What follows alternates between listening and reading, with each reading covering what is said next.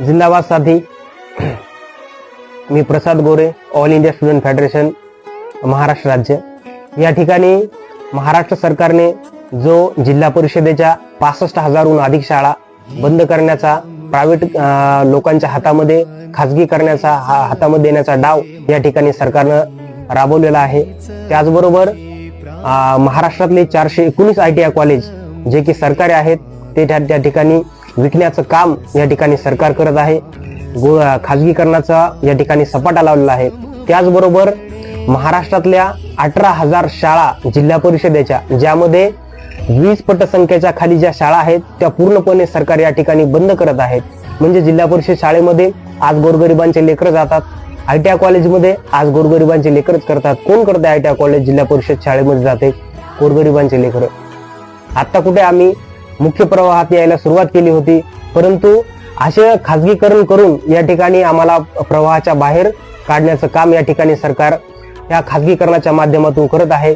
महागडं शिक्षण करून ठेवत आहे. त्याचबरोबर 5वी पर्यंत ज्या विद्यार्थ्यांना त्यांची मातृभाषा पूर्णपणे स्पष्टपणे बोलता येत नाही, अशा विषय असताना त्या ठिकाणी सरकार हिंदी भाषेची सक्ती त्या विद्यार्थ्यांवर करत आहे. या सर्व विषयांना घेऊन, त्याचबरोबर ज्या शिक्षकांनी आम्हाला शिकवलं, ज्या शिक्षकांनी आम्हाला घडवलं, त्या शिक्षकांना आज त्या ठिकाणी TET सारखी परीक्षा देऊन त्या ठिकाणी त्यांना आपण शिक्षक आहोत आणि आपण एक पिढी चांगली घडवलेली आहे हे त्यांना त्या ठिकाणी सिद्ध करणं लागणार आहे. त्याचबरोबर विविध प्रकारच्या जागा महाराष्ट्रामध्ये सरकारी खात्यामधल्या जागा त्या ठिकाणी 75,000पेक्षा जास्त शिक्षकांच्या जागा त्या ठिकाणी सरकारी शाळेमधल्या त्या ठिकाणी भरण्यात आलेल्या नाही. महावितरणच्या, महापारेषणच्या जागा त्या ठिकाणी भरण्यात आलेल्या नाहीत. कुठल्याही पोलीस भरतीच्या जागा त्या ठिकाणी भरण्यात आलेल्या नाहीत.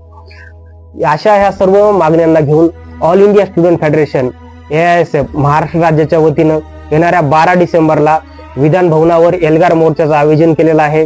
माझी सर्व महाराष्ट्रातील नागरिकांना विनंती आहे, विद्यार्थ्यांना विनंती आहे, पालकांना विनंती आहे की येणाऱ्या 12 डिसेंबरला आपण या ठिकाणी मोर्चामध्ये सहभागी होऊन त्या ठिकाणी सरकारला आपले हक्क, आपले अधिकार विचारावे. त्याचबरोबर जे या मोर्चाला येऊ शकले नाहीत त्यांनी कृपया आपण ज्या ठिकाणी आहोत त्या ठिकाणाहून सरकारला विरोध दर्शवावा, अशी या ठिकाणी all India Student Federation Maharashtra राज्याच्या वतीने आपल्याला विनंती करतो. धन्यवाद.